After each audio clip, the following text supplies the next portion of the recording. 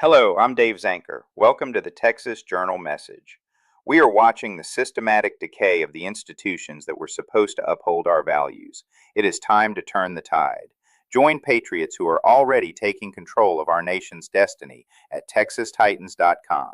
Remember, that is texastitans.com. The time for hesitation is over. Across this great land, we see our tax-funded universities, once beacons of Western heritage, scientific achievement, and the rigorous pursuit of truth, transformed into training grounds for our nation's destruction. You only have to look at the University of Oregon to see the evidence.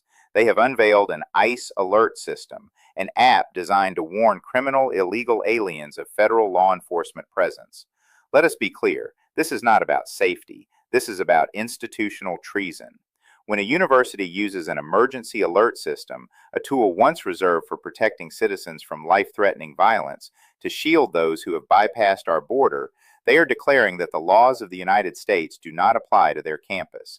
They are facilitating an invisible coup from within. They are codifying a culture of lawlessness, letting radical agitators and foreign-backed entities dictate policy through state-level coercion. This is not a local anomaly. This is a deliberate strategy. If you look at the research in Peter Schweitzer's The Invisible Coup, you find that this behavior is part of a calculated effort by many foreign governments, Mexico and others, work to destabilize our sovereignty. We are witnessing cultural decoupling. This is the intentional act of prioritizing the safety and well-being of foreign nationals, even those here illegally, over the security and jurisdiction of the United States. Mexico's efforts advance the Reconquista ideology, a persistent, aggressive belief that the American Southwest should be reclaimed by foreign demographic expansion, effectively denying that American jurisdiction exists in our own lands. When universities agree to not discipline students who impede federal law enforcement, they aren't protecting students, they are weaponizing them. Universities have participated in the creation of a decentralized intelligence network that serves as a permanent opposition to the United States. Mexico's diplomatic networks, as documented, are actively fostering dual loyalty, training migrants to lobby, run for office, and ignore our rule of law. And our own universities are helping them do it. They are teaching our children to hate the very system that pays for their desks and their textbooks. China's gotten into the act too. China sponsors birth tourism to subvert America. They're flying tens of thousands of expectant mothers into the country to give birth here. The anchor baby is then taken back to China and trained to weaponize his U.S. citizenship.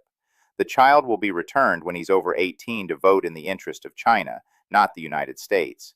Their actions are insidious. We, the American people, have paved the roads, funded the labs, and built these halls. We did not build them so that criminals employed by universities could harbor those who would abolish our borders. We did not build them to be outposts of hostile foreign interests. We need an America First stance. If an institution is actively working against our national security, if it is creating safe havens for lawlessness and denying our jurisdiction, it has forfeited its right to a single cent of our tax dollars.